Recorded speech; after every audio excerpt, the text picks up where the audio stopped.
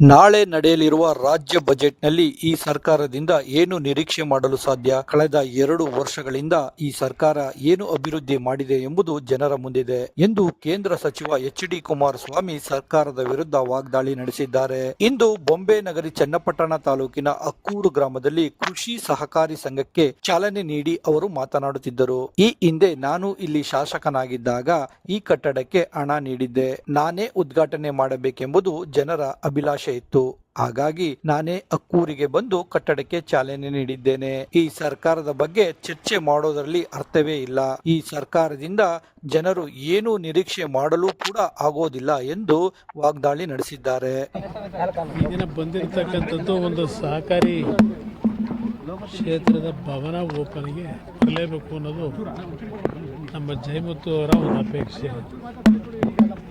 ಆ ಭವನದ ಒಂದು ಕಟ್ಟಡಕ್ಕೂ ಹಿಂದೆ ನಾನು ಸಹ ಸಂಪೂರ್ಣವಾಗಿ ಕಟ್ಟಡಕ್ಕೆ ಆರ್ಥಿಕ ನೆರವು ನೀಡಿರ್ತಕ್ಕಂಥ ಹಿನ್ನೆಲೆಯಲ್ಲಿ ನಾನೇ ಇದಕ್ಕೆ ಒಂದು ಖುದ್ದು ಬಂದು ಉದ್ಘಾಟನೆ ಮಾಡಬೇಕು ಅನ್ನೋದು ಜಯಮುತ್ತು ಅವರ ಅಭಿಲಾಷೆ ಇತ್ತು.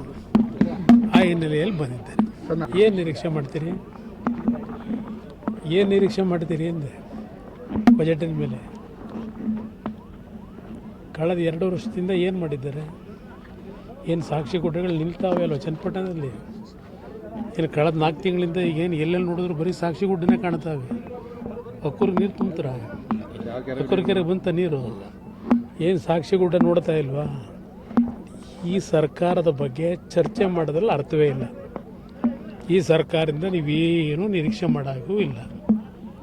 ಇವತ್ತು SC ST ಸಮಾಜಗಳ ಪರಿಸ್ಥಿತಿ ಏನಾಗಿದೆ, ಇವತ್ತು ಜನರಲ್ ಕೆಲಸಗಳೇನಾಗಿದೆ, ಯಾವ ಪರಿಸ್ಥಿತಿಯಲ್ಲಿದ್ದೇವೆ, ಈ ಸರ್ಕಾರದ ಬಗ್ಗೆ ಚರ್ಚೆ ಮಾಡೋದೇ ಕೆಸರ ಮೇಲೆ ಕಲ್ಲಾಗ್ದಂಗೆ. ಅಪ್ಪ ನಾನು ಪ್ರಶ್ನೆ ಬೇಡ ಬಿಡಿ. ನಾನು ಏನು ಕೆಲಸ ಮಾಡಬೇಕು ನಾನು ಆತ್ಮಸಾಕ್ಷಿಗೆ ಮಾಡಿದ್ದೀನಿ. ಅವ್ರನ್ನ ತೃಪ್ತಿಪಡಿಸೋಕೆ ಮಾಡಿದ್ದೀನ? ನನ್ನ ಆತ್ಮಸಾಕ್ಷಿ ಕೆಲಸ ಮಾಡಿದ್ದೀನಿ. ಏನು ಕೆಲಸ ಮಾಡಿದ್ದೀನಿ ಅನ್ನೋದು ಜನ ತೀರ್ಮಾನ ಮಾಡ್ಕೊಳ್ಳಿ. ಅದರಿಂದ ನಾನು ಅವ್ರು ಯಾರ ಕೇಳ್ತಾರೆ ಅಂತ ಅದಕ್ಕೆಲ್ಲ ಉತ್ತರ ಕೊಡಲ್ಲ. ಏನು ವೈಫಲ್ಯಗಳು ಏನು ಮಾಡ್ತೀರಿ? ಜನಕ್ಕೂ ಬೇಕಿಲ್ಲ, ಅದು ಜನಕ್ಕೆ ಬೇಕಿದೆಯಾ? ಇವತ್ತು ಬಸ್ ದರ ಏರಿಕೆ ಆಯಿತು, ಏನೋ ಜನ ತಲೆ ಕೆಡಿಸ್ಕೊಂಡ್ರ? ಈಗ ಅದು ಯಾವುದೋ ನಿಮ್ಮ ಮೆಟ್ರೋ ದರ ಜಾಸ್ತಿ ಆಯಿತು, ತಲೆ ಕೆಡಿಸ್ಕೊಂಡ್ರ? ಈ ಕರೆಂಟಿಂದು ಅದಂತೂ 400% 800% ಏರಿಕೆ ಮಾಡ್ತೀವಿ ಅಂಥೇಳಿ ನಮ್ಮ ಮೀಟ್ರು, ಅದೆಂಥ ಮೀಟ್ರು ಇದೇನೋ ನಡೀತಾ ಇದೆಯಲ್ಲ. ಜನ ಏನು ತಲೆ ಕೆಡಿಸ್ಕೊತಾ ಇದ್ದಾರಾ? 2,000 ದೊಡ್ಡದು ಜನಕ್ಕೆ. ಅದರಿಂದ ವಿರೋಧ ಪಕ್ಷಗಳಿಗೆ ಮಾತನಾಡ್ತಕ್ಕಂಥದ್ದಕ್ಕೆ ಜನರಲ್ಲೇ ಈ ಸರ್ಕಾರದ ಈ ಒಂದು ಅಕ್ರಮಗಳ ಬಗ್ಗೆ ಚರ್ಚೆ ಮಾಡ್ತಕ್ಕಂಥದ್ದಕ್ಕೆ ಜನಕ್ಕೆ ಬೇಕಿಲ್ಲದೆ ಇದ್ದಾಗ ಏನು ಚರ್ಚೆ ಮಾಡ್ತೀರಿ? ಜನಗಳಿಗೆ ಅರ್ಥ ಆಗ್ತಿಲ್ವಾ ಸರ್? ಗೊತ್ತಿಲ್ಲಪ್ಪ, ನನಗೆ ಗೊತ್ತಿಲ್ಲ. ಜನ ಎಲ್ಲ ನೆಮ್ಮದಿಯಿಂದ ಇರಬೇಕಲ್ಲ. ಎಲ್ಲ ಜನ ಸಂಪೂರ್ಣವಾಗಿ ಇವತ್ತು ಆರ್ಥಿಕವಾಗಿ ಸದೃಢವಾಗಿ ಈ ಸರ್ಕಾರದಲ್ಲಿ ಕಳೆದ 2 ವರ್ಷದ ಅವರ ಗ್ಯಾರಂಟಿ ಕಾರ್ಯಕ್ರಮದಿಂದ ಸಂತೃಪ್ತಿಯಿಂದ ಇರಬೇಕಲ್ವೇ? ಗುತ್ತಿಗೆ ಮೀಸಲಾತಿ ಯಾವ್ಯಾವ ಜಾತಿಗೆ ಎಷ್ಟೆಷ್ಟು ಕೊಡಬೇಕು ಅನ್ನೋದು ನಾನು ಚರ್ಚೆ ಮಾಡೋಕ್ಕೆ ಹೋಗಲ್ಲ. ಇಲ್ಲಿ ಮೀಸಲಾತಿ ಇದ್ರ ಮುಖಾಂತರ ಬರೀ ಓಟ್ಗೋಸ್ಕರವಾಗಿ ಚರ್ಚೆಗಳು ನಡೆಸಲು ಅರ್ಥ ಏನಿದೆ? ಜನಕ್ಕೆ ಬೇಕಾಗಿರೋದು ಅಭಿವೃದ್ಧಿ ಬೇಕು, ರಾಜ್ಯದ ಅಭಿವೃದ್ಧಿ ಬೇಕು. ಅಭಿವೃದ್ಧಿ ಏನಾಗಿದೆ ಅನ್ನೋದು ನೋಡ್ಬೇಕಷ್ಟೇ. ನೀವು ಯಾವ ಗುತ್ತಿಗೆ ಕೊಟ್ಟರೆ ಏನು ಉಪಯೋಗ? ಪರ್ಸೆಂಟೇಜ್ ಕೊಟ್ಟರೆ ಅಲ್ಲೂ ಪರ್ಸೆಂಟೇಜಾ? ನಾನು ಆ ಗುತ್ತಿಗೆದಾರರ ಸಂಘದ ಅಧ್ಯಕ್ಷರು ಯಾರು ಮಂಜುನಾಥ್ ಮೊನ್ನೆ ಮಾತಾಡ್ತಿದ್ದಾರಲ್ಲ, ಒಂದು ಕೇಳಲಿಕ್ಕೆ ಬಯಸ್ತೀನಿ.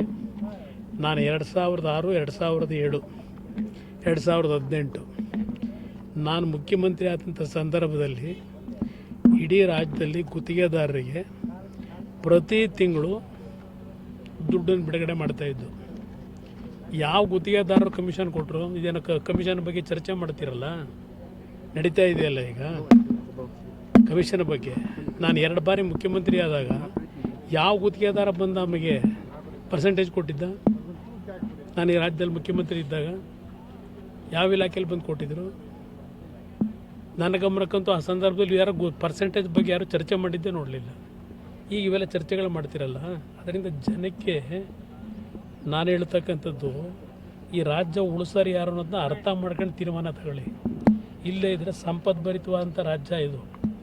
ಈ ರಾಜ್ಯ ಮುಂದಿನ ದಿನದಲ್ಲಿ ಕೊನೆಗೆ ಬಿಹಾರನ ಹಿಂದಾಕಿ ಒಂದು ಕೆಟ್ಟ ಒಂದು ವಾತಾವರಣ ನಿರ್ಮಾಣ ಮಾಡ್ತಕ್ಕಂಥ ಒಂದು ವಾತಾವರಣಕ್ಕೆ ಇವತ್ತೇನು ಹೋಗ್ತಾ ಇದ್ದೀವಿ. ಅದಾಗಬೇಕು ಅನ್ನೋದ್ರೆ ಜನಕ್ಕೆ ನಾವೇನು ಮಾಡೋಕ್ಕಾಗಲ್ಲ. ಜನ ಬುದ್ಧಿವಂತರಾಗದಿದ್ರೆ ಏನು ಮಾಡೋಕ್ಕಾಗಲ್ಲ. ಯಾವ ಜಿಲ್ಲೆನಾದರೂ ಮಾಡ್ಕೊಳ್ಳಪ್ಪ, ಹಿಡ್ಕೊಂಡಿದ್ದಾರೆ ಅವರು. ದಕ್ಷಿಣ ಜಿಲ್ಲೆ ಮಾಡಿದ ತಕ್ಷಣ ಏನಾಗ್ತದೆ, ಏನು ತಗೊಂಬರ್ತಾರೆ? ದಕ್ಷಿಣ ಜಿಲ್ಲೆ ಮಾಡಿ ಏನು ಮಾಡ್ತಾರೆ? ಮೊದಲು ಇರೋದನ್ನ ನೆಟ್ಟಿಗೆ ಕೆಲಸ ಮಾಡೋದಕ್ಕೆ ಇವ್ರಿಗೆ ಯೋಗ್ಯತೆ ಇಲ್ಲ. ಏನು ಬರೀ ಹೆಸರು ಚೇಂಜ್ ಮಾಡ್ಕೊಂಡು ಏನು ಮಾಡ್ತಾರೆ? ನೀವು ಅಡ್ಗಾಲ ಆಗ್ತಾ ಇದೀರಿ ಅಂತ ಹೇಳಿ ನಾನು ಯಾಕಪ್ಪ ಅಡ್ಗಾಲ ಹಾಕ್ಲಿ? ಲೆಟರ್ ಕೊಟ್ಟಿದ್ದಾರೆ. ಯಾರಿಗೆ ಲೆಟರ್ ಕೊಟ್ಟಿದ್ದೀನಿ? ಸೆಂಟ್ರಲ್ ಅಲ್ಲಪ್ಪ, ದಕ್ಷಿಣ ಜಿಲ್ಲೆ ಮಾಡೋದಕ್ಕೂ ಸೆಂಟ್ರಲ್ ಗೌರ್ಮೆಂಟ್ಗೆ ಲೆಟರ್ ಕೊಡೋಕ್ಕೂ ಸಂಬಂಧ ಏನು? ದಕ್ಷಿಣ ಜಿಲ್ಲೆ ಮಾಡ್ಕೊಳ್ಳೋದು ಕರ್ನಾಟಕ ರಾಜ್ಯ ಸರ್ಕಾರ ಮಾಡ್ಕೋಬೇಕು. ಕೇಂದ್ರ ಸರ್ಕಾರ ಮಾಡುತ್ತಾ ಜಿಲ್ಲೆನ? ಜಿಲ್ಲೆ ಮಾಡೋದು ರಾಜ್ಯ ಸರ್ಕಾರ. ಈ ರೀತಿಯ ಅವಿವೇಕಿಗಳ ಮಾತುಗಳಿಗೆ ಉತ್ತರ ನಾನು ಕೇಳ್ತಿರಲ್ಲ, ಅರ್ಥ ಇದೆ.